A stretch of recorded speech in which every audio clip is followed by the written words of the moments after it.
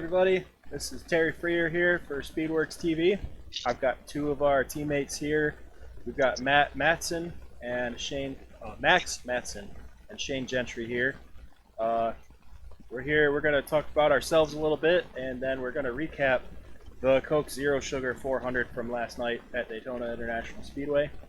Let's begin with Max. Max, tell us about yourself, what got you into iRacing, how all that's going for you, and all that good stuff. Well, I live in Washington, work at Les Bob, so kind of been interested in racing ever since I watched it when I was a young lad, from playing it, from watching it live, from watching it on television and whatnot. What got me interested in iRacing was more or less the beginning at Shane's house, and then just playing a few when my brother moved down to Arizona. Just a little few games. Got interested in it, bought it, and then did my own little things. Struggling right now at D class, but everyone has their ups and downs. There's a middle ground, but we'll come around at the end. All right. And next we got Shane Gentry. He drives the 26 car for the team, SpeedWorks Incorporated. Max drives the 25 car, by the way. I forgot to mention that. But Shane is one of the OGs in the group. Tell us about yourself, Shane. Well, obviously, my name is Shane. It rhymes with rain. But I got into racing probably before I could get it out. Yeah, before I was out of diapers. I mean, my dad was a heavy car guy. My grandmother street raced. My father followed suit. When he calmed down, he turned on NASCAR so that he didn't go street racing after I came along. And it was basically just on the TV every weekend, and I got really interested in the fast cars zooming on by. And then it also then came to my dad took us to the demolition derby a lot. And when I was like 5 or 6, I looked at him and I said, I'm going to do that. And he said, okay. I ended up doing that. In the video game side, I found before building the derby cars, I found that I had some sort of ability. I didn't expect to be where I was when I got there, but NASCAR 14, NASCAR 15, I joined a little private league, and 4 consecutive years went back to back championships, which I didn't see coming. I never thought of myself being as good as some of the best on the service, and well, I guess service, but game.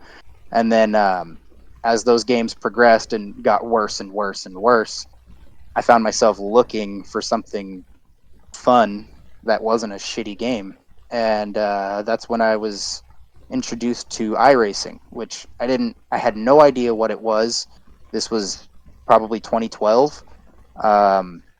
No, not 2012. Not if I was playing NASCAR 14. I had to have been older, but I was looking at older races, some stuff that was already put together so that I could continue on watching through a playlist and I didn't have to wait or anything like that. So that's probably where that year came from. But yeah, I looked at it and I was like, this looks like fun. How hard could it possibly be? It can't be any different from the stuff that I'm used to.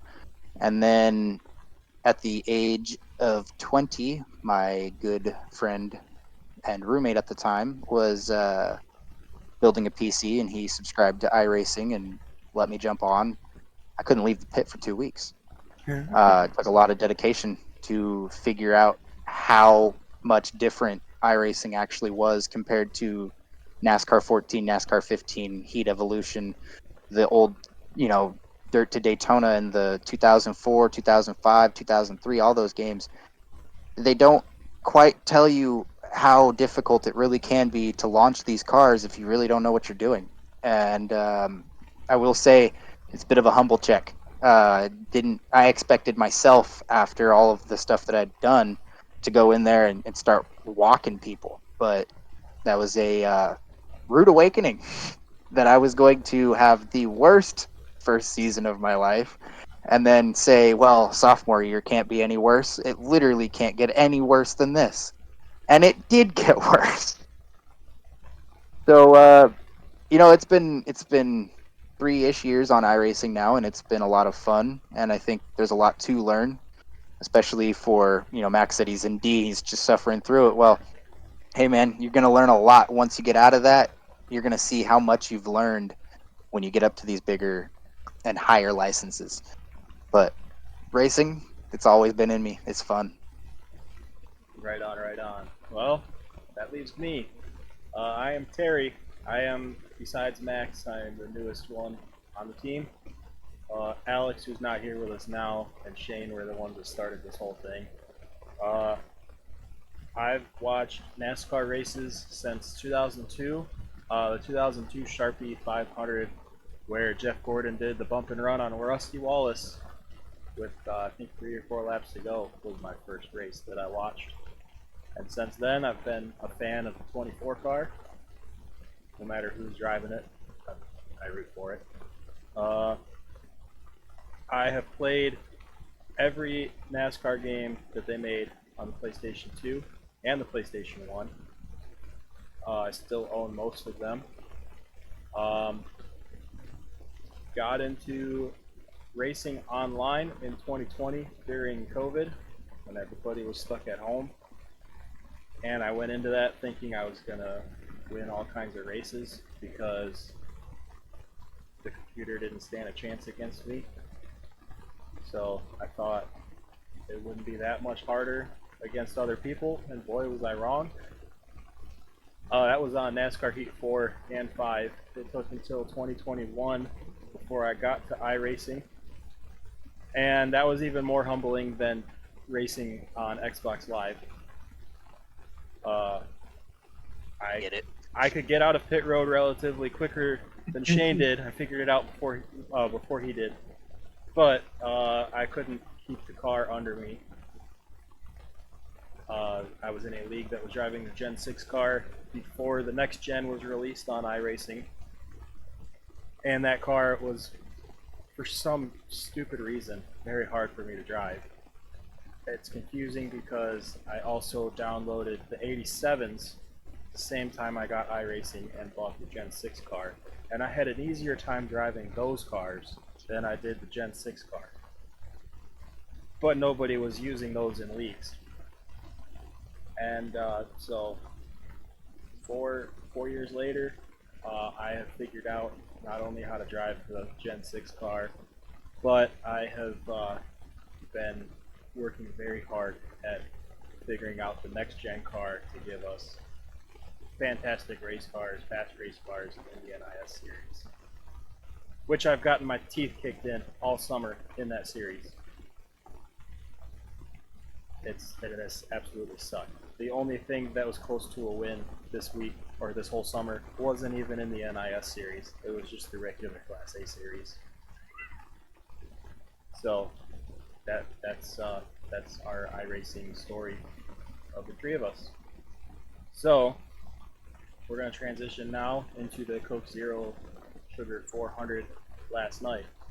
The first thing that we're going to discuss is they added a new roof fin to the car on the right side of the rear window without any testing of it on the track in response to Corey LaJoie flipping at Michigan International Speedway.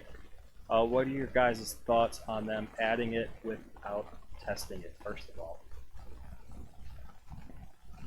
Well, I would just say first and foremost, the fin worked, just not the way they intended. I mean, you saw two flips at similar or damn near exact same angle, but it did bring that third. I mean, it could have possibly been a good result, a good reason why the third lane finally worked. I'm not entirely sure, but it's definitely something. I just, for some odd reason, I don't see the intended result of the fin being a full-on success. Not at all. What do you think, Max?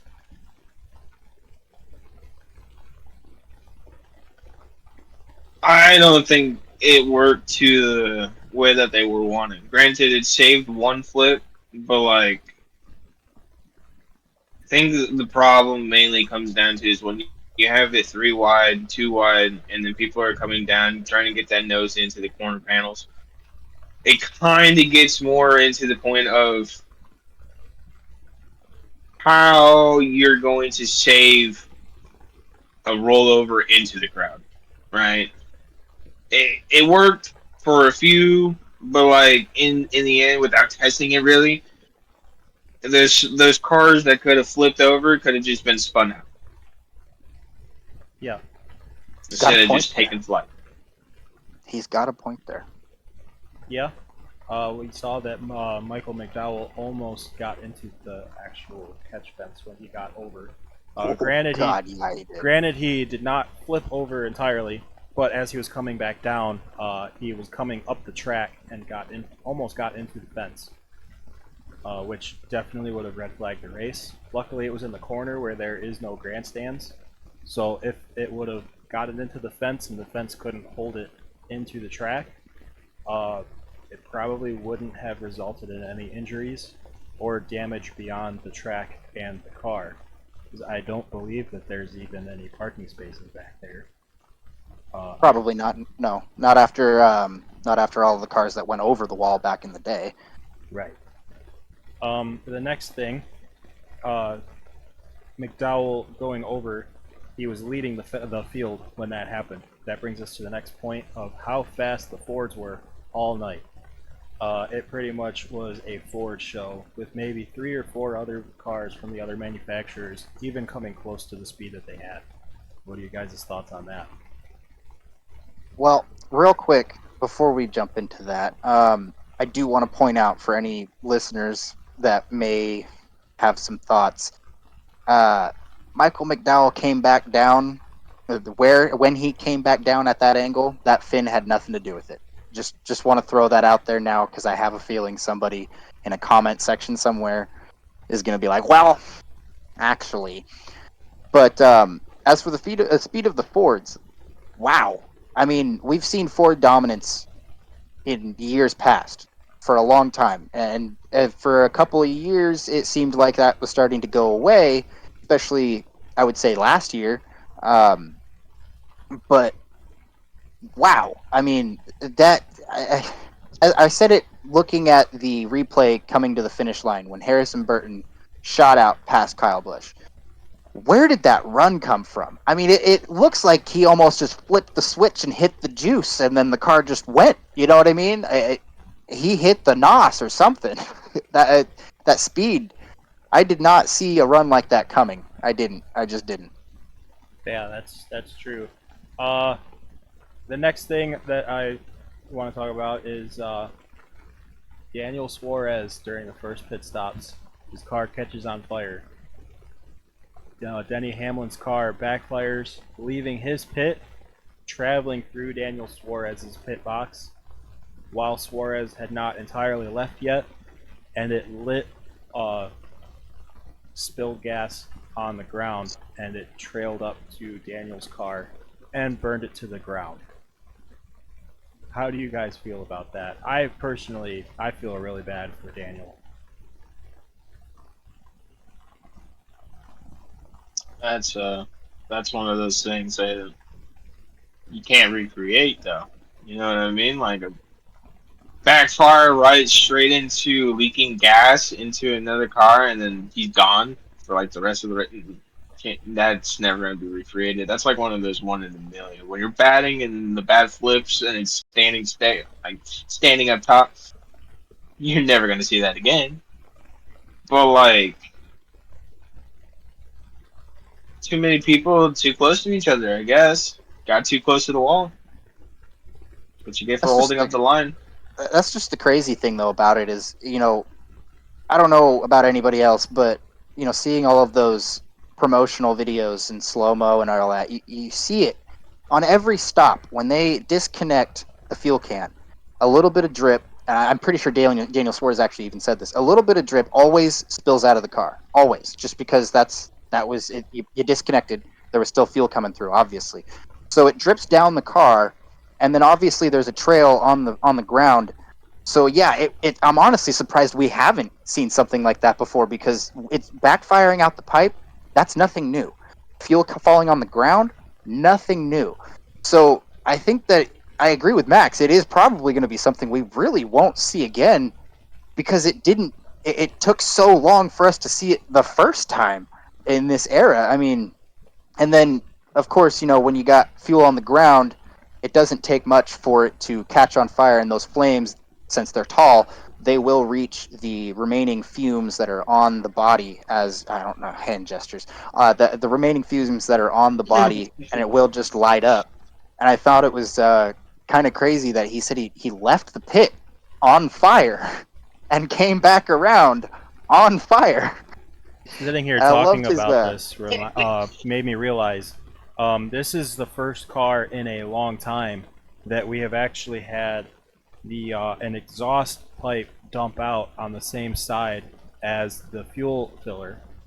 That's And true, because they were on one side before, right? And even when they were on the one side, actually even with the X pipe at the super speedways where it came out of both sides, it's far enough back on the car that backfires didn't really happen when you lift. Every single time you lift with those cars. This is the first car that I've ever seen in NASCAR that literally every single time you even crack the throttle, it shoots fire out. And it comes out right behind the front wheels. Yeah. How's that for warming the tires? Well, yeah, just crazy scenario. I mean, it's terrible for Daniel Suarez. NASCAR gone Hot Wheels. Yeah, I mean, bro looked like he had made a deal with the devil and became the Ghost Rider. Like, it was crazy. And then saying, I felt something warm, but I wasn't sure what it was. It just got warm. What a quote.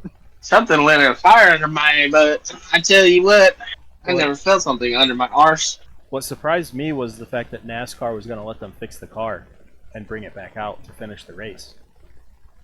Well, I mean, while the rule book isn't like super public or anything like that, they did kind of explain like it wasn't an accident, so it didn't technically fall under damaged vehicle policy. But also at the same time, with how crazy of an occurrence it was, and like we pointed out, it hasn't happened, and I really don't think that we will see it again. I agree with Max.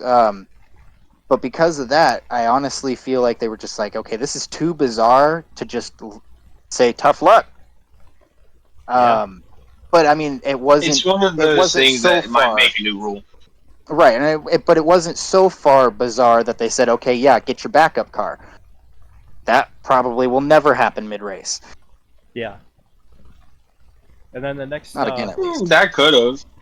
Not again, at least. The next segue, or the next talking point is going to be the first big one that takes out... it involved 18 cars. One of the biggest big ones I've seen in a long time. I think the only one in the modern era that was bigger was the 2022 Coke Zero 400, where they drove into turn one in a downpour and wrecked the whole field. This one There it is, right there. This one was obviously not caused by rain. This one was caused by a bad push from Kyle Larson. He pushes Corey LaJoie into Noah Gragson.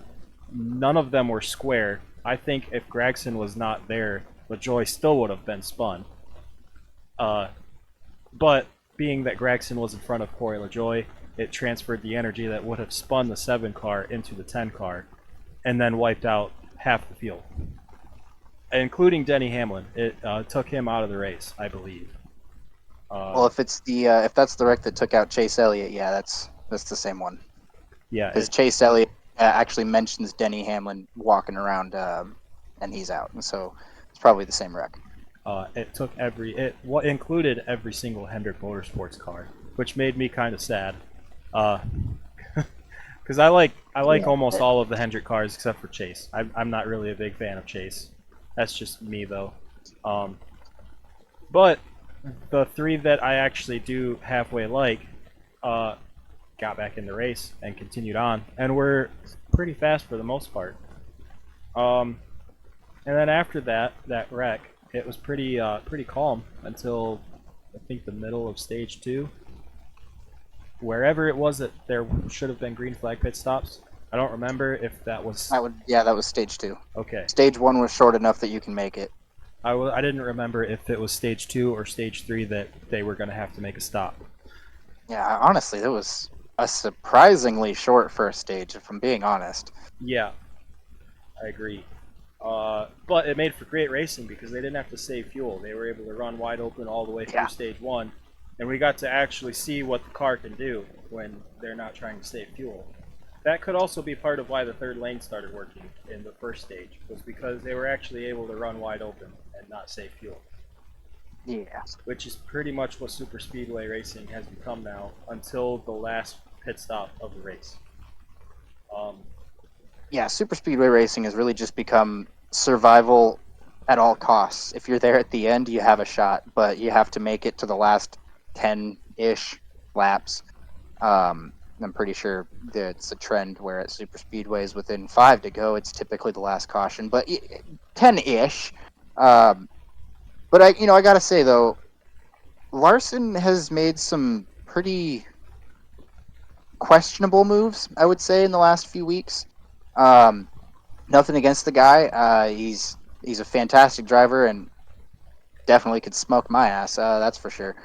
But you look at some of these things, and I don't know. I expect a cleaner Larson, but he was involved with multiple incidents, putting multiple people into the wall, kind of squeezing him up off the exit of the corners, and I mean, I don't know. It's a little questionable. I think that it's probably just racing hard, but at the same time, it's like, hey, Kyle, you don't got anything to prove to these people. Everyone knows Yeah. how good you are. Everyone knows. But that's something I wanted to slightly point out. Like I said, nothing against Larson. Larson's a fantastic driver, and it's not just that he can smoke me. It's also, he's a Hendrick guy. I'm a fan of the Hendrick guys. Doesn't really matter what Hendrick car it is. I like them all. Chase, Kyle, Bowman, and Byron. Byron's fantastic. I don't really talk too much about Bowman, but I don't shit talk him either. Chase is just boring yeah. to me. That's why I don't like him. Yeah, I mean, I can see it. I personally can see it. He's a little monotone in some of his responses, but also at the same time, you can't say that he hasn't had emotional responses. Yeah. But but also at the same time, one could argue that any driver has those flat, monotone, days, interviews, and such. Yeah, for sure. Luckily, most of the people that were in that crash, most of them were able to get back out on the track and continue racing. Yeah, the 45 was in like every wreck. The 45 was in every wreck. The next thing, the race was pretty calm after that until pit stops. Green flag pit stops should have happened, and John Hunter Nemechek was getting set up to come down pit road under green, and I didn't catch what actually caused him to spin, but he spins, I think, down the backstretch. It was either down the backstretch or coming out of turn 4. Either way, there was no grass where he was spinning, and he kept it off the wall and kept going. If there was grass there, I don't think he would have saved the car. He would have ended up in the wall, out of the race, possibly even hurt, because these cars don't really slow down when they go through the grass, unless they're flipping. Right. And I mean, even if the grass is there and he saves the car, that underbody is screwed. It's absolutely damaged. The aero will be fully off. And that's one thing that I don't think they point out enough on TV is just how much the underbody's aero actually still affects the car. Yeah. So it was a single car spin. They threw the yellow. They've got pit stops under caution. And then the next restart, Brad Keselowski, according to NASCAR, jumps the restart. But according to Brad Keselowski, Austin Cindric spins his wheels after he got pushed by Kyle Larson and broke traction, causing Brad Keselowski to jump ahead before they get to the line. Was this a fair call by NASCAR? What do you guys think? Let me just put it at this, and I'm going to stir up an old controversy on it. Why don't we ask Denny Hamlin? I think that's I don't know. Kind of looked like homie just took off running and then fired the gun. You know what I mean? But you know, if Cindric spins the tires, yeah, it's gonna look like that. And to Denny's point, Denny Hamlin, of course, when that all happened, he said that he rolled the restart. So if rolling the restart is allowed, does Brad roll or does the tires on the 2 spin? That's definitely something I think should be looked at. And I definitely also think that if we're going to make calls like that mid-race, especially at the end of the race, I definitely feel they need to get the call right.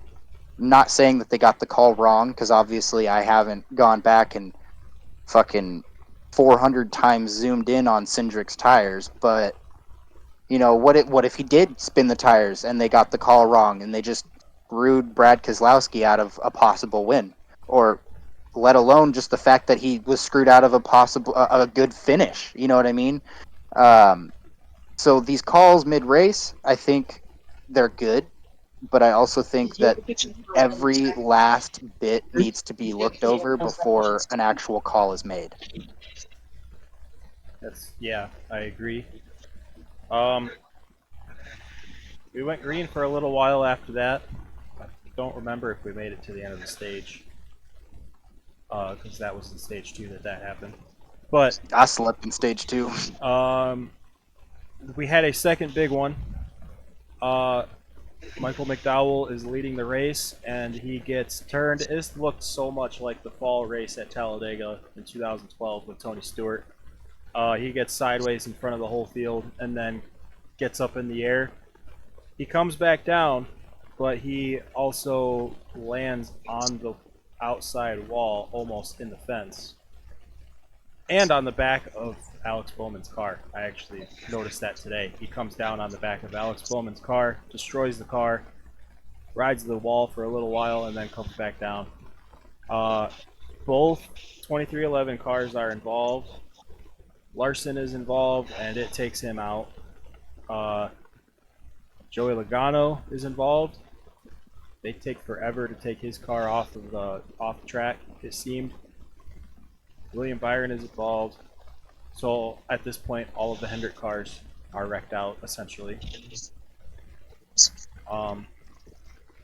Actually, no, they're not all taken out, because William Byron did come back Byron out still again. had it. Both 2311 cars were involved, which kind of made me sad. Yesterday was Bubba Wallace's chance to get in the playoffs, and it didn't happen because he didn't finish the race.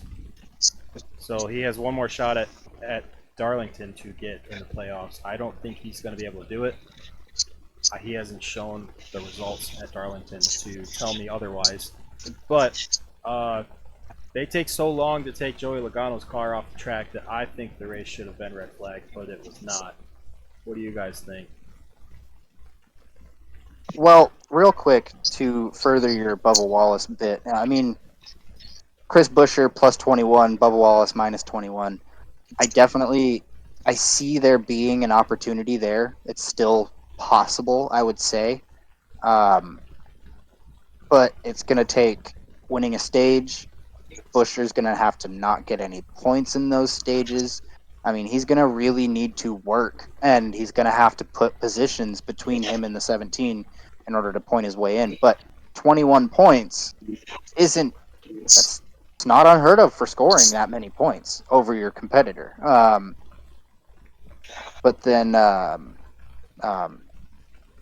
what was the question? Sorry. I guess it was kind of an open question. What is your thoughts on, I guess, the entire wreck? So, and then how long it took them to get Logano's car off the track, and right. they did not red flag it. So I gotta give we as much people want to bitch and moan about this new car, this next gen car. Yes, it has ended a career. Yes, it has caused a horrible concussion. But those have been ironed out. And I would say you have to give props to this car and some of these engineers that designed it, because Michael McDowell took a door hit from Joey Logano at almost 200 miles an hour. I mean, that is insane. Yeah. It's like, what was it, Ryan Preece, Talladega, when Kyle Larson clocked him right in the door head on? I No, mean, it was the that other was- way around. Priest hit Kyle Larson in the right side Right, door. okay, yeah. It But, broke I mean, it that's broke all the door mad. bars in the roll cage. All of the door bars Yeah, broke. and it's crazy to think that he got up and just walked away. Yeah. But so I say we got to give them props for ironing out some of these issues. You've seen the improvement, I would say. As for the rest of the wreck, if we're gonna keep the cars off the ground like they want to, like we should be doing, I don't think throwing a random fix at it without testing it properly is the way to go about that. We didn't the flip that I can recall at Daytona that actually comes to mind is the Ryan Preece flip last year. But other than that, I mean, I can't really recall too many flips that grabbed the attention of everybody for this long. And I think that, to be honest, the Corey LaJoie flip might have been blown a little bit out of proportion. It's nice to see that they're trying to take safety seriously, but I just, at the same time, how can you be taking it seriously if your goal is to keep cars on the ground and you don't even properly test the fix? Yeah, I agree. I also agree with Corey LaJoie's flip at Michigan being blown out of proportion, because we have to think about the headwind that the cars were facing on the backstretch at Michigan. If you factor in the headwind, not including the wind gusts that they were experiencing, Corey LaJoie was probably doing 185 when he spun. That's corner exit. Sounds about right. If you factor in the headwind at conservatively at 20 miles an hour, so that means that the car experienced a 205 mile an hour wind on the right side of the car. When does that happen? Not often, I wouldn't say. The only time these cars ever go that fast, period, is going into turn 1 at Michigan. They don't see speeds over 200 at any other track. And then you factor in the wind gusts were up to 45 miles an hour. So that means, worst case scenario, if we have the wind gust at the exact moment that Corey LaJoie spun, then the right side of the car had 220 plus mile an hour winds blowing on it. Of course it's going to get airborne. Oh yeah. I think also, you can't really you can't quote me on this. It's not really anything that I thought up myself, but I flipping through some comment sections earlier in the day. I saw somebody saying how the flat underbody might also be a massive contributor to when air getting under it lifts up the car. They basically, if you really think about how an airplane wing works, yeah, they gave it a big airplane wing underneath it. There's nowhere for that air to flow when it's hitting a massive flat piece of body. The other thing, Dale Earnhardt Jr. mentioned this on his podcast this week. The rocker boxes on the sides of the car. On the old cars, it used to be a straight 90-degree angle to the bottom of the body and then flat underneath the car. On this car, it's curved. It's not a straight edge. It's not a corner at the bottom of the rocker box. It's curved, and he thinks that might have something to do with it as well. I would say that in an attempt to make the car more aerodynamic while driving, they accidentally made a terrible recipe for underbody air to lift up easier. I agree. Because it's going to flow over the body and get to the bottom of the body a lot easier when it's rounded like that versus the 90-degree angle where it just suddenly drops off and the air kind of will scatter a little bit. With a rounded body, that air, it moves, it follows the road. You know what I mean? Yeah. And that's just something that, you really would have to take a look at it hardcore and intensely, which is why, I don't remember who said it, but how did all of this money get put into this car, and this is the best final result we got? Yeah.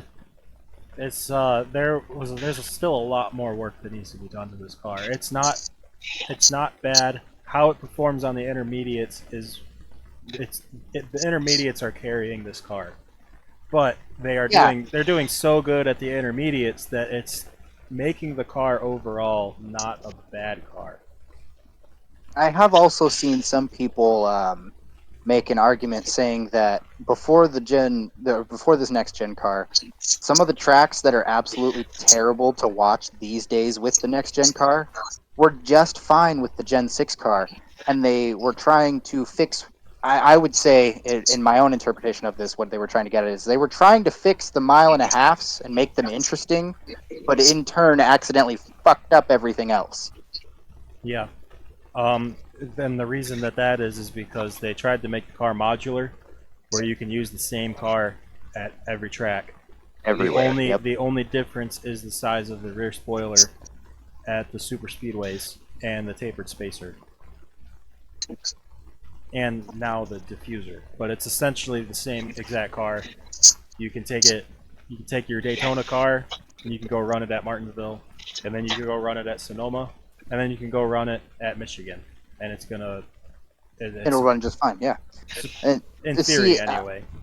I could be alone on this, but the thing that I agree with that person that had said that and other people that have been saying that as well is I do kind of look back at it and remember Martinsville races being a way more interesting.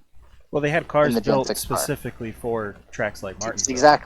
Exactly. I feel like a lot of these short tracks, they were a lot better of a show before this next gen car, and maybe it's just the placebo. When someone points it out, you really think about it and you go, yeah, you know what, I think they're right, but then in reality it's wrong. But yeah, really kind of thinking back, I'm like, I don't remember Martinsville being this damn boring. Yeah. Part of it is also the tire and how much horsepower the cars have, but it all comes back to the car. Hey, Bristol was perfect. Because there was a time where 670 horsepower was a lot of horsepower for a cup car. And the Martinsville races were fine. Should have told me we were going back in time. Granted, the tires are a lot more durable now. They have more. They arguably have more grip and they last longer. They have less fall off. But 670 horsepower at one point was a lot of horsepower. I say bring back the tire fall off. I think we've been going so long with fuel outlasting, or with the tires outlasting fuel, and I think that needs to stop. I definitely, personally think Bristol was perfect. Those tires, they actually wore out. Oh yeah. Yeah. Before we get too far in the weeds, the next since this tangent came off of Michael McDowell getting upside down almost, it's only fair that we talk about Josh Berry. Oh boy, Josh Berry. Let me tell you something about Josh Berry. He's Josh Berry. No, I like one thing I definitely want to point out to go back to the new fin on the right side of the car. When Josh Berry flipped, he was at the damn near same angle Corey LaJoie was at.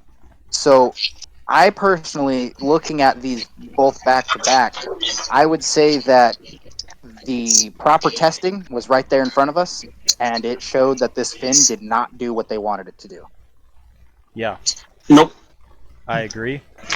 We also have to talk about how when he got on his roof, it did not flip back over, and he slid into the inside wall. The car didn't really slow down a whole lot. He probably hit the wall between 120 and 140 miles an hour, upside down, head on. Now, I would say at We'll be minimum, flipping like boats. Yeah, but at minimum, that car collided into the wall minimum 95, 100 miles an hour, minimum. Yeah. And then after it had slid and stopped moving like forward, it continued to spin on its lid. That made me dizzy. I can only imagine how dizzy he felt. Yeah. Yeah, that was pretty wild. And had they not removed the grass back there, he probably would have never made it to the wall. He probably would have did exactly what Ryan Priest did last year and walked away. But I Yep. will kind of, to their credit, Ryan Priest barrel rolled. I said this before the show. I would take a barrel roll any day over getting head on into the wall while upside down at 100 miles an hour easily. I will say though that the difference in these wrecks, Ryan Priest the next week came back looking like Davey Allison. Yes. He had those bloodshot eyes. Josh Berry got out the car. He was just fine. And he also did say that it probably looked a lot worse than it was. It's probably because he was upside down, so he wasn't tight in the seat. He had room to move around because it's supposed to keep you tight when you're actually sitting in the seat. Everything's supposed to be tight. Not when you're upside down. I don't think it works that way when you're upside down. So I think Gravity takes effect. I think he had a little bit of room to move around when he hit the wall, and that's what made it not as bad. However, it still probably hurt because everybody, as safe as the car is now compared to 2 years ago, everybody still talks about how hard these cars still hit. Oh yeah.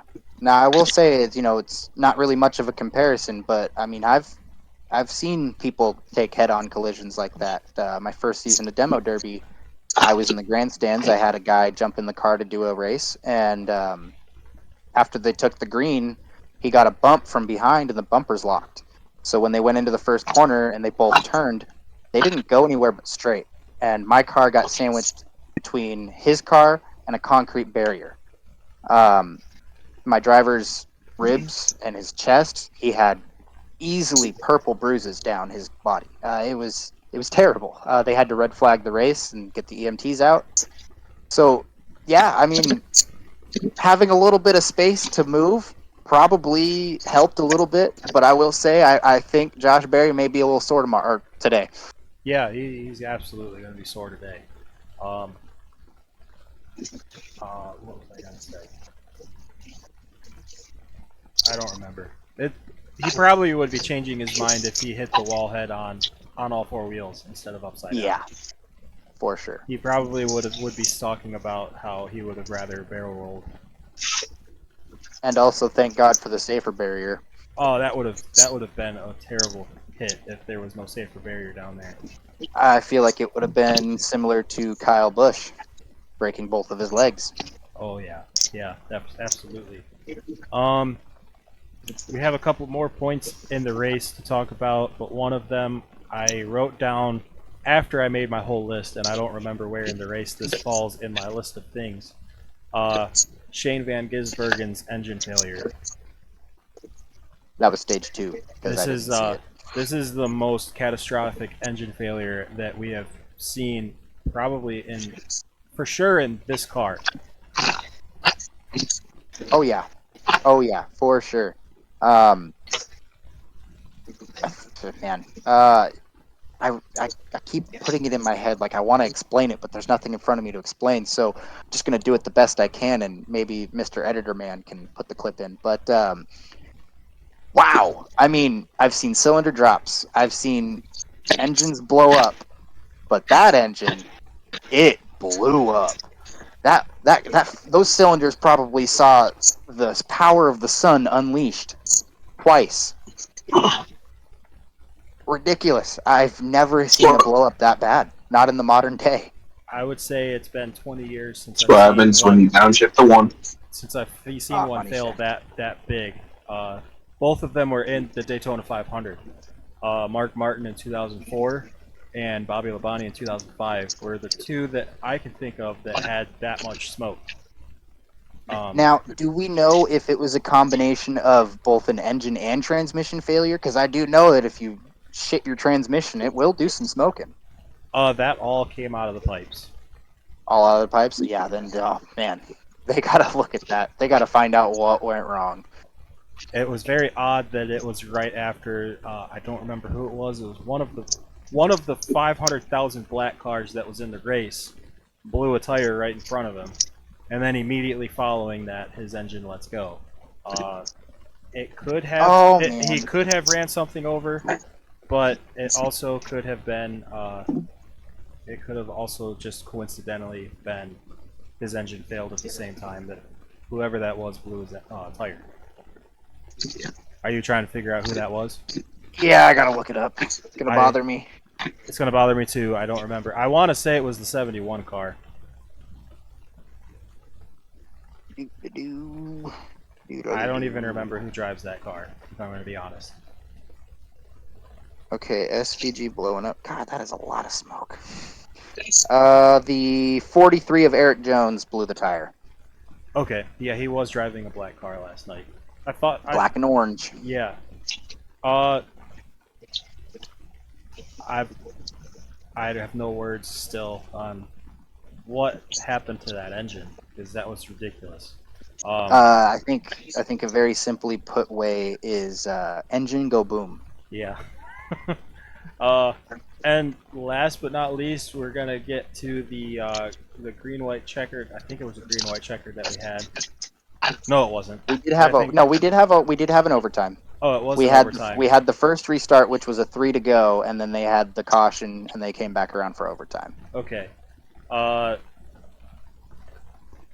That would have been Josh Berry getting airborne then. Yeah. Yep. Okay. So we had a green-white checker and overtime finish. I thought Kyle Larson had this, or Kyle Busch, not Larson. Larson was out of the race at this point. I thought that Kyle Busch had the win. I was rooting for him when they restarted, all the way till halfway down the backstretch on the last lap. I thought he had it. And then out of nowhere, the Wood Brothers 21 car gets shot out of a cannon and blows the doors off the 8 car, and he steals the win. Harrison Burton gets his first career win in the Cup Series, gets his 100th win for the Wood Brothers. It happens at Daytona. Jeff Burton gets to call his son home for the win. Well, he didn't. No, not really. He was in the booth, freaking He was out. muted. He was muted, freaking out, going nuts because he knew what was happening. Typical Jeff Burton fashion, because he did this for his Xfinity win. And he steals the win. And then NBC... Not only a win, but a Daytona win. And he does it at Daytona. And NBC lets Jeff Burton leave the booth before the broadcast was over so he could go celebrate with his son. I thought that was cool. Reminds me of Dale Sr. when Dale Jr. won his first race. And the towel guy, he said in that interview, he said, my one job was to go up to the car, give Dale his hat, and give him a drink. As soon as I leaned in the car, I just feel somebody reach in, yank me back. I don't care who you are. Yeah, I don't care who you are. If my kid just went out there and won a race at the top level of stock car racing, I will shove through the biggest man. I do not care. I will punch my way through that crowd. Yeah. You're not stopping me. I'm getting there. Yeah. The job won't stop me neither. Yeah, I agree. So now what we have is probably one of the biggest underdogs in the entire field is now in the playoffs. Without a ride next year, too. Without a ride next year. I guess we're going to find out now that he's got a win and now he's in the playoffs. We're going to find out if it's the equipment or the driver that has been causing the 21 car to underperform. Because now they have incentive to give him the best cars that they possibly can. Whether they have the funds to or not, they're going to do the best they can to give him the best car possible. So now we're going to see if the car is what was holding him back, or if it was just he just doesn't have it, and this was Daytona, and that's why he won. I mean, I'm pretty. So Wood Brothers, they have a powertrain alliance with Penske, correct? They're affiliated with Penske, but all of the Okay. Ford teams get their engines from Roush Yates. Okay. Okay. I got you. Yeah. Um, so I mean, it could be a combination of both. I mean, we've seen absolutely terrible cars um, going around this track, and then those drivers get out and go into something else, and they perform a lot better. Bubba Wallace, Tyler Reddick. I mean, both of those teams or both of those drivers came from teams that you could say were on a downward spiral, and some still are. Um, but then they get into these Toyotas with our 2311 with help from Joe Gibbs Racing, and Bubba Wallace gets a win.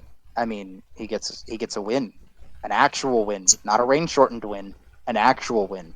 And then Tyler Reddick, he goes out and puts together, I would say, possibly maybe his best Cup season yet. With multiple wins, not only multiple wins, but showing up some of the road course ringers like Larson and Elliott in their own like best tracks. I mean, it's crazy. Yeah. But then you also see things like when Corey LaJoy took over a Hendrick ride and put it to absolute shame. Yeah. So it could be a combination. You never know what you actually have, I would say, until you've gotten into a ride of equal value to the others. The challenge that we have now is, by technicality, I believe Penske has all 4 affiliated cars in the playoffs, I believe. Which means Yeah. that they can't pick and choose which car gets the best equipment. No. So, No. I mean, they could.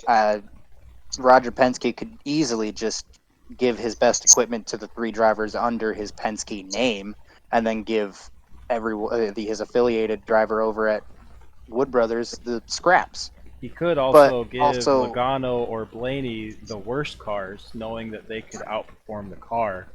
Because I exactly, believe that those 2 drivers have the skill to outperform a bad car compared to the other 2 exactly, drivers.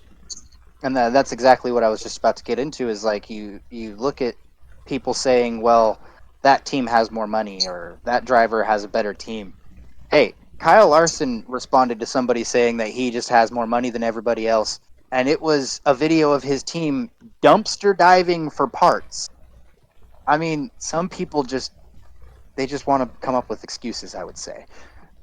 Yeah, It doesn't matter, I would say, what you have. It's more of, do you know how to do something with it? yeah, Well, it's more or less how do you know how to put it together to make the best performance out of the engine and with everything that you can find. It's mainly how it is. yeah. Exactly. So I have, since we've already covered everything with last night's race, and I guess we're looking forward into next week and the rest of the season. I've got the point standings as they are right now, sitting here. We have every Hendrick car locked in the playoffs. We have every Penske affiliated car locked into the playoffs. And we have, I guess by technicality, we have 1, 2, 3. We have every Gibbs car locked into the playoffs. And almost, Yeah, I don't think anybody's catching Ty. Nobody. and then we What was he, have 55? that I don't see. You don't see how much. Okay, hold on. I'll check the points from the app. I don't have. I'm not quick on the math because it's not showing how many above or below the line he is. I've just got the Google Ty results. Gibbs. I was like, Ty Gibbs is 40 points above the cut line. He Yeah. basically has to DNF in the first like 5 laps for anybody to catch him. Okay, so we have every Gibbs car, every Hendrick car, right now every RFK car, and we have all the Penske affiliated cars and half of the 2311 cars locked into the playoffs right now.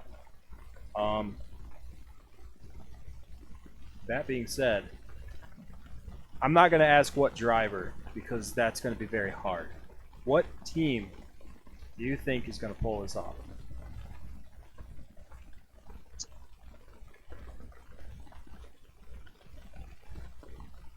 That's a tough question. Danny DeVito. Um, in all seriousness, I want to always say my Hendrick boys. Somebody will pull it out. But looking at Tyler Reddick, I mean, part of me really wants to say this can be Reddick's year. It really can. With the pace that he's shown, a lot of the times that he's had bad finishes, it's no fault of his own. He just gets caught up. And I mean, it happens to everybody. You got your teeth kicked in all summer long. You know how it is. But I mean, he's been making some massive strides, and he seems like he's there almost every week. And it's something stupid that either takes him out of it or puts him so far back in the track that he just can't make up the positions. So personally, I think the 3-year-old team of 2311 squeaks out a championship, and it's Tyler Reddick that does it. What do you think, Max?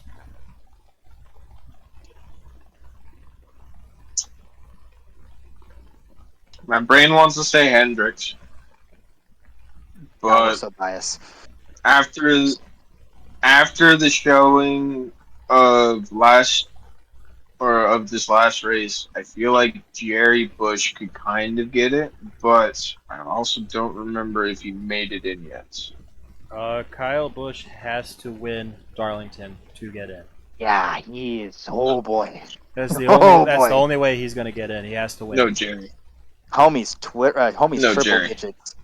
Jerry. Who's Jerry? You mean Josh Berry? Jerry Bush? There is no Josh Jerry. Berry. There is no Jerry Bush in NASCAR. Yeah, there's not Jerry. Jerry Bush. I don't think. He's Oh well,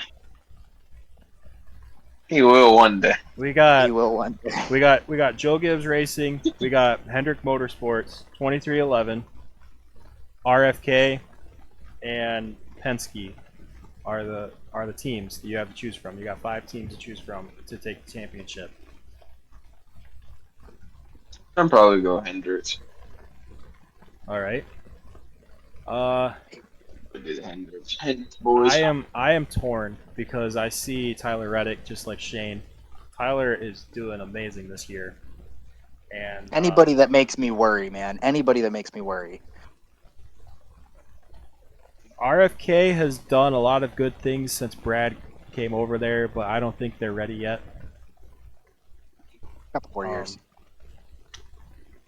And Hendrick Motorsports always comes on in the playoffs, and Byron seems like he's out of his summer slump. Daytona was just Daytona.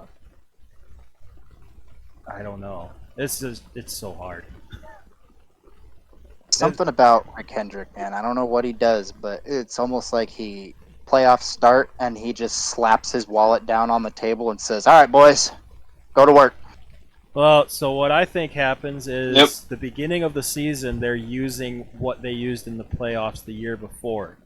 And then they use the summer to experiment on what to try for the playoffs that year. And that's why the 24 car seems to always do really bad in the summer. Because I feel like they're trying all of the new stuff on that car. Because he's that locked car, in.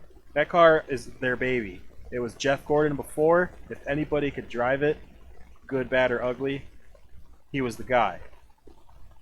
And then now it's William Byron. William Byron has really turned it on since the next-gen car has been in use. But I think that's why that car goes into a slump in the summer. I think that is their experimental car in the summer because usually he's so far ahead of everybody by the time summer rolls around, whether it was Jeff Gordon or William Byron, that they could afford to give up points in the summer to try to get an edge for the playoffs.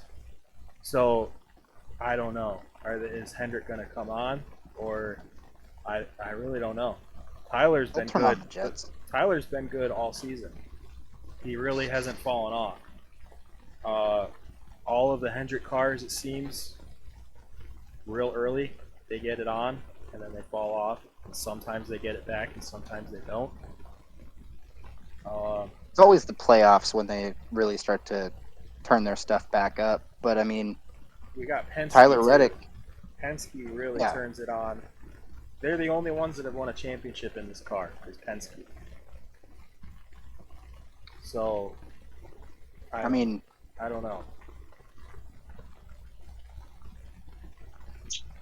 yeah. It was Logano 2 years ago and Blaney last year. Holy shit. But I really had to think about that for a second. I do know that we always, the last 2 years we've had, it's been Gibbs, Hendrick, and Penske in the Final Four. Last year, I believe it was Gibbs, Hendrick, Penske, And Penske. and 2311. I think. I don't remember. I'll have to look at it. No. I don't. Was it? I don't know. I feel like it was either 2 Hendrick cars, 2 Gibbs cars, or a Gibbs car, a Hendrick car, and a 2311 car against Blaney last year. I don't remember. The Final Four last year was Bell, Byron, Larson, and Blaney. Okay, so it was 2 Hendrick cars, a Gibbs car, and a Penske car. Yeah. Although I will say that final year of Gen 6, that was probably one of my favorite the Final Four, mainly because it was Hendrick versus Gibbs. 2 Gibbs cars and 2 Hendrick cars. And then the year before that, it was 2 Hendrick cars and 2 Penske cars. I thought that was crazy. I would love to see, this would be absolutely bonkers if this happened. If an entire affiliated team was in the Final Four. Like, Harrison Burton wins the championship, boys. All 4 Hendrick Calling cars. it now. All 4 Hendrick cars, or all four Gibbs cars, or 3 Gibbs cars and a 2311 car, or the 3 Penske cars and Wood Brothers. That would just, I think that would be hilarious. If a 4-car team I don't even took know up if it all would be 4 awesome. spots, I think it would just be hilarious. I think it would be hilarious because if a 4-car team took up all 4 spots, or a 3-car team with an affiliate team took up all 4 spots, it would literally be the.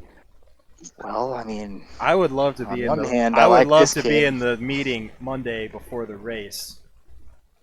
Yeah. I feel like. I mean, most of those teams have enough money that they would be like, all right, guys, no matter if you guys all race clean or you guys all wreck each other on lap 1, one of you 4 is going to win the championship. So just do whatever you want. We're gonna give you the best car we possibly can. Just, I mean, how crazy would that make sure you guys are actually alive at the end of the race. That would just be so nuts. I mean, I would just, oh my god. Or like, if a 4-car team took up all 4 spots and they were all 4 so eager to win it, and they all just took each other out. That would be one disappointing championship race. They all qualify in the front 4, and then on lap 1, going into turn 1, they all take each other out along with half the field. That damn squirrel from Hot Tub Time Machine just runs across the track and starts the big one. Oh man, oh, that would be crazy. Here is a question I just popped in my head. This is probably going to happen in every show. We're going to end it with a random question. Random question. A random question. Aside from something that's going to keep the car on the ground, if there was a change you would do to the next gen car, it could be anything. What would it be? Has to be one thing. Max, you go first. That spoiler. I'm removing that spoiler and putting that. What car was it that had the big wing? The wing? You talk about the COT first a year? Yeah, put that wing back on. That is Put that fucking wing back on. Put that That wing is back on. controversial. That is a very bad idea. Put that wing back on. That's a very bad That is idea. Put that wing back on. Okay, At that point, why don't we just paint them up like Star Command and give them wings? When we're done with this show, here's what I want you to do, Max. I want you to go on YouTube and look at Ryan Newman's 2009 Talladega flip. Oh. That is a result of the wing. Wasn't Carl Edwards That one night. Talladega wreck with Brad Kay also during that era? Yes, and so was Brad Kay's flip Yeah. at Atlanta. Yeah. Yeah, there's a few wrecks for you right there. Brad Kay's Well, flip at Atlanta, Edwards hey. flip at Talladega, and Newman's flip at, you said Talladega as well? Yeah, and you have to put 2009 Well, for let's that put one. like this. Otherwise, you're going to have probably 6 or Every- 7 different flip videos of Ryan Newman at Talladega. Ryan Newman was called the Rocket Man for a It's reason. not like And it Not wasn't the we right because already had and two and it a wasn't half because he this was race. fast. Come on now. All right. So, Max wants the COT wing on the car. What does Shane want changed on the car? That we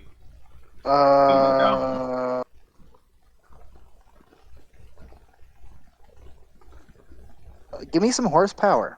I mean, it's not going to stop them from flipping over, but it might make them think twice about making a stupid move. I say bring back some horsepower. Give us a bigger spoiler. I think that the rear flap on the rear diffuser is a fantastic idea. However, if they want to stop cars from getting airborne at the angles of which Josh Berry and Corey LaJoie had done in the last 2 weeks, I think remove that cable from the top flap because it's not going to open at that angle. It didn't either time. So I would say find a way to take that cable and put it somewhere where it actually will. Maybe those hood flaps, they open pretty freaking easy, but that would also screw people over in the draft. But I think that it wouldn't be too hard to find a different way to deploy said flap if we actually took some time, re-engineered that entire system, which would take some time. But I think changing how that rear diffuser flap opens up would definitely help out a little bit. All right. Instead of giving me one thing, Shane redesigned the whole car. Yes, I did. My thing would be get rid of the low-profile tires, and here's why. This car is so snappy loose because you can't feel the car start to come out from under you with the low-profile tire. You can't lean on the tire like you used to be able to. You can't save a car when it gets out from under you with these tires. Put the Gen 6 tire back on it. Get rid of the big brakes because that's the whole reason why we have the low profile tires, because of how big the brakes are too. But put the high profile tire back on the car. Yeah. Or start training people to have the skills of freaking Ken Block. Then they'll be able to save a slide. Well, the problem with this car, put that wing back on. Ken Block also is not driving his. He also did not drive his car 180 miles an hour sideways. No, but you gotta admit, man had mad control. He did. I feel like give him time, like Kyle Larson. If you gave Kyle Larson time in an F1 car, he might be on the same level as Max Verstappen. I say, if Ken Block was alive and you gave him some time in a Gen 6 car to learn how to Gen 6 car, or not even Gen 6 car, sorry, next gen car, I think he could figure it out. I think he could.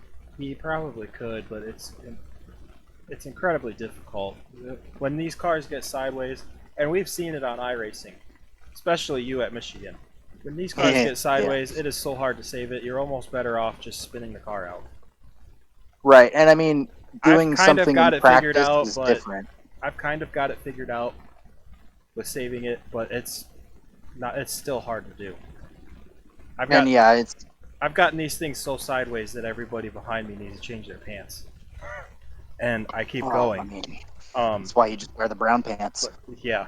But it's even then, even though I can save the car, it is still so hard to do, and it takes me a few laps to calm down to where I can confidently take the same corner and exit it as hard as I was before I got loose. But yeah, if we had the high profile tires, I think that would all change. Yeah, I definitely think so too. But let's just put in our applications to NASCAR while we're at it.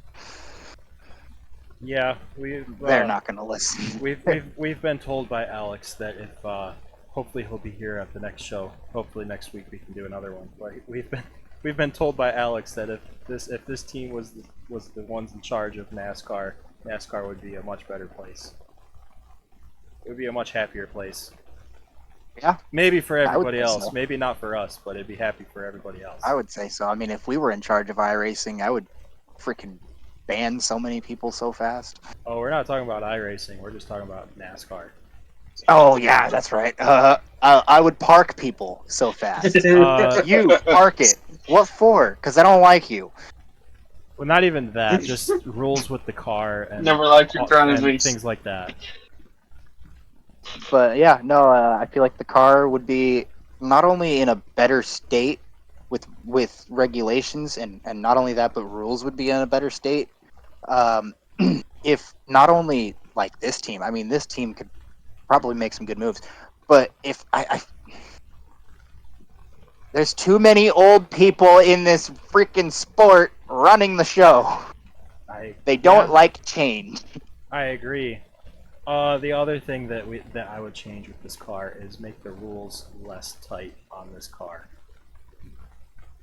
Another thing, make the rules public instead of having to quote a rule from the rule book and us just have to take your word for it. I feel like this is along the lines of what you're saying, but like an example of what I'm saying is when Kyle Busch and Denny Hamlin got disqualified at Pocono for having the tape underneath the vinyl wrap on the edges of the fenders at Pocono. And they had no idea that was even illegal. Because they were stickers. Or, well, Denny said stickers. I don't know. I think it's protective tape to protect the corners of the fenders, or the corners of the front fascia during shipping to the shop to get it installed on the car. Yeah. That's what I think it is.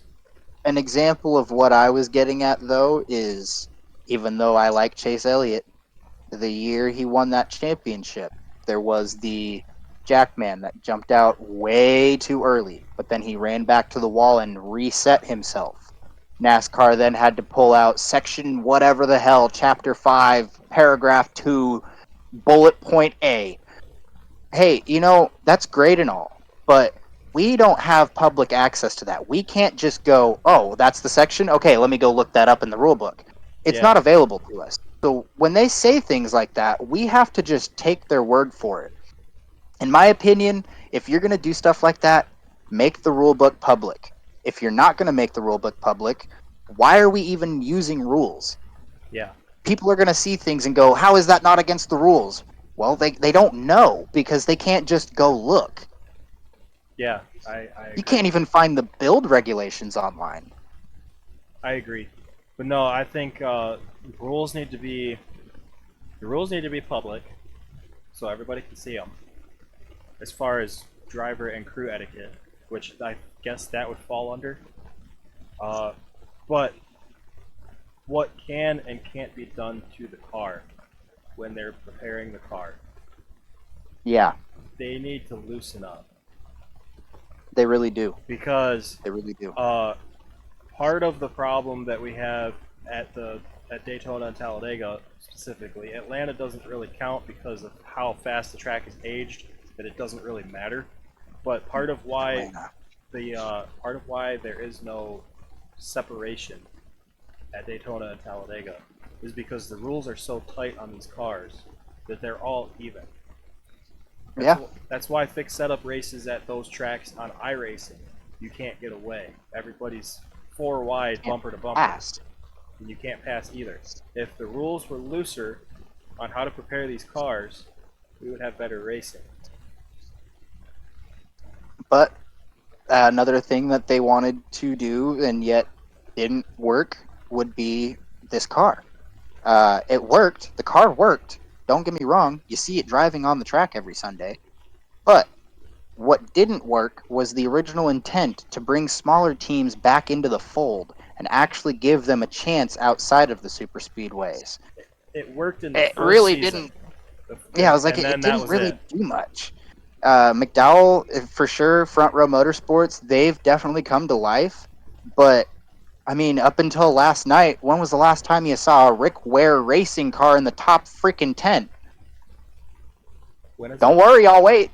When have you seen a Beard Motorsports car in the top 10? Exactly. I mean, and those are super speedways where they were already wild cards. Yeah, I agree. Yeah, Crazy. very crazy. Well, Crazies. yeah, I think that's a good spot to end for today. All right. Thank you guys for hopping in and doing this. Hopefully next time we have our other final member of the team, Alex, who I would say is probably the founder of the team. I kind of took over rebranding. We used to be Fan Fuel Motorsports, named after Alex Harrington's podcast that he does. Did before his work schedule got dumb, which we're working on. But we have decided to rebrand this year to SpeedWorks Incorporated, and now we have this channel, which is SpeedWorks TV. But Alex is the one that started this whole thing. I've kind of just taken over the reins, and we've done some great things this year. We haven't done any league racing. I don't know if we ever will. We're having fun in officials right now, where we might race somebody one week and somebody might get mad, and we might not ever see him again. So it doesn't matter. You will never see that mofo again. Yep, nope, he's gone. No, it's I want to point out that our little tagline of "the speed just works." That tagline was actually just us sitting here talking, brainstorming, and then they were like, "What do we have for like a little tagline?" I don't know. The speed just works. Terry was like, "That's genius." Not exactly how it went, but that's basically the gist of it. I didn't expect it to be stamped on there. I was gonna put our thing as speed, but speed just works is also really good, because it does.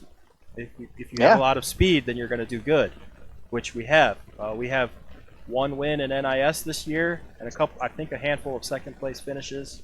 Oh man, and we None would of have won them Vegas. are mine. None of them are mine. We would have won Vegas, and Bristol too. If I had been in a different state of mind that day, if I was in the FU state of mind, I would have sent her so freaking hard into the outside wall, and I would have taken the win. However, I will also point out that that race only had 4 cars on the lead lap, so I wasn't tripping too much about going too hard and getting into a wreck, because, I mean, like, man, looking back on it, maybe I should have just... Anyways. You guys have the highest finishes out of all of us in NIS. You and Alex do. And somehow I'm further up in the points by a lot. I have skipped so many races. I've used all of my drop races already, and then this summer has just been an absolute kick in the face. I've used all of my drop races this year, next year, the year after that, and the year after that. So I guess we'll end with this. What are you most looking forward to on iRacing this year or next year, whatever's coming up? Well, I'll tell you the one thing that I always look forward to on iRacing. Commercial-free green flag runs. No, but on a serious note, I'm really looking forward to the mini stocks. Mini stocks sound like a lot of fun. I was seeing that somebody, I think Terry posted it in our little team chat. Somebody's already talking about putting together a mini stock league just in case you don't want to run a rookie series. Because if they don't put a C-class series for that car, I'm not touching it in officials. I'm not touching it in officials at all. They're talking about the league that they were going to put up is a road racing league with this car. Which would be absolutely fun. I think that would be so much fun with this car. I love road racing. Road racing is fantastic, and to be honest, I'm better at it than ovals. The only thing that I am concerned about with this car doing road racing, and we're not going to know until we get it, is if there is a tire stagger in the setup of this car and you can't get it out. It's going to make road racing very difficult. Yeah, very difficult. So, well, what about you, Max? What are you looking forward to on iRacing in the coming months, year, whatever? Faster. Getting faster. We didn't point this out at the top of the show, but Max is Well, while he is D class, it's not just because he sucks. It's because he's like less than 2 months into the service. Yes. Yeah, Max is our newbie. Yeah. He hasn't done any of the true NASCAR stuff yet, but we're getting there. So he hasn't gotten to experience open setup racing. He hasn't experienced the big tracks yet, but that doesn't mean the racing's any less fun or important or Hey, exciting. I will say I'd be stalking Bro's iRacing page. He did get a W without any incidents, according to the iRacing companion. Oh, nice, nice, very Yeah. nice. Yeah, in the Ford's Legend car. The thing I'm most looking forward to with iRacing, Yep. which I guess is not happening until season 1 of 2025 now, is the new ARCA car. Well, I don't know if the ARCA car is getting revamped for that, but the Gen 4 car is going to get revamped. And I'm really hoping that they make that open setup. I say just give us the modern ARCA car already. Well, since the Gen 4 car is going to get revamped into a proper Gen 4 car, they are already talking about they're going to redo the ARCA car as well. I don't know when that's coming, but it's in the pipeline, on its way. I don't know how far along, but it's on its way. Might be mid 2025, probably. As long as they do it right, I don't care how long it takes. Just like the 87s, when they first brought it out, it was not right. And then they redid it in 2021. It still wasn't right, but it was a lot better. And now that we've learned how to drive it since the last update to the tire model on that car, I would say that this is probably the closest to the actual 87s than what we've had before. This is probably the closest. I still ain't touched it since Motor City Legends. I have done a lot with it. It's still a nightmare to set up at Daytona and Talladega now, but I did get it set up to run last year's Nexus 499, and it ran. I got it running good enough that I made a YouTube short on the Dega Boys YouTube channel, taking the lead by myself on the outside against a line of 4 or 5 cars drafting together single file. Hell yeah. So sometimes it takes me a while to get the car figured out on how to set them up, but once I get them figured out, the SpeedWorks cars are no slouches. Because the speed just works. Amen. Amen. Well, it's been fun. We've been here for almost an hour and a half now. We're pretty much at Dale Jr. download podcast length here, almost. Time to ask Junior. Maybe not right now because this isn't live. This is pre-recorded, and we don't have any following yet. We don't have any fans, so we can't do an Ask Junior. We can't do a Ask SpeedWorks. We can't do that. No, not yet. No, not yet. But that doesn't mean that it's not going to happen in the future. If we get enough people to watch these, then we might. But thank you everybody for tuning in. This is Terry, Max, and Shane. Wait. Before we go. I gotta plug myself. Go to youtube.com/The Scream Fanatic if you want to see my in-car cam every single week. All right, let's go. All right, yeah, I will post our YouTube links on our YouTube channel. Don't forget to like and subscribe because we're gonna try and pump out content on a weekly basis. Down there, guys. Somewhere down there. I'm still trying to figure out how to do all of this recording stuff. So, if you want, this looks very primitive. We'll talk after the show. This looks very primitive and bare bones. But in the future, this will probably look a whole lot better. Probably sound better. And feel better. Everything's just going to be better in the future. That being said, thank you for tuning in. Don't forget to hit the like and subscribe button. Hit the little bell somewhere down there to get notified every time that we post something. And share this with your friends. We talk about real life NASCAR. We talk about iRacing NASCAR. We may or may not do post-race broadcasting of official races that we are a part of during the week. I'm not sure yet. We may do broadcasts of AI races on iRacing as well, because there's AI sets for various cars, whether it's NASCAR or whatnot, and we could do our own little what if series if we so desire, like a fantasy series of, like, for example, the 1987 season. There's an AI set for iRacing for those cars that has Tim Richmond. We could do a what if Tim Richmond never got out of the car in 1987. How would that season have played out?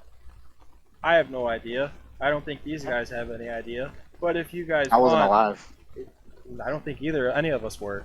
But if you guys want to find out, what would have happened had Tim Richmond not gotten out of the 25 car in 1987, we probably could do a fantasy season throughout the year. We do a race a week or a race a month or whatever. iRacing doesn't have every track that they raced on back then, but we could probably find the iRacing equivalent of something close. For example, they don't have the Richmond Fairgrounds anymore. They have Richmond International Raceway, or whatever the heck they call it now. It's a completely different track than it was back then. But we'll use that anyway. Bristol is completely different. It's concrete with ground down progressive banking instead of asphalt. Dover is concrete now instead of asphalt. And Daytona has lights. It didn't have lights back then. Yeah, the light night. Well, The nightlife. wow, okay. The nightlife. The night life, not the night light. Yeah. Well, Anyways. they are night lights. Night They come life, on. though. Yes, I need a night light, guys. Those Night night. we might do broadcasts of AI races to do stuff like that. I don't know. We'll probably post some clips and highlights of our own in-car streams from our own races on here. Yeah, basically, if it has anything to do with racing and we're involved in it in some way, it will probably be posted on this channel. So, thank you once again for tuning in. Hit that like And for the love of subscribe God, button. comment. Please give us comment. Yarn comments. Please give us Don't want to comments. talk to myself. Tell us what you think about what we talked about. We want to know your opinions on everything we talked about. If you've got a better idea than anything that we've suggested in this show on what to do with the car, rules, whatever we've talked about, if you have your own opinion, idea, stance, whatever, I'm running out of different kind of ways to say it. Let us know in the comments. And if we like what we see, we might incorporate it in the next show. We might discuss what you guys say. So that being said, this is SpeedWorks TV signing off.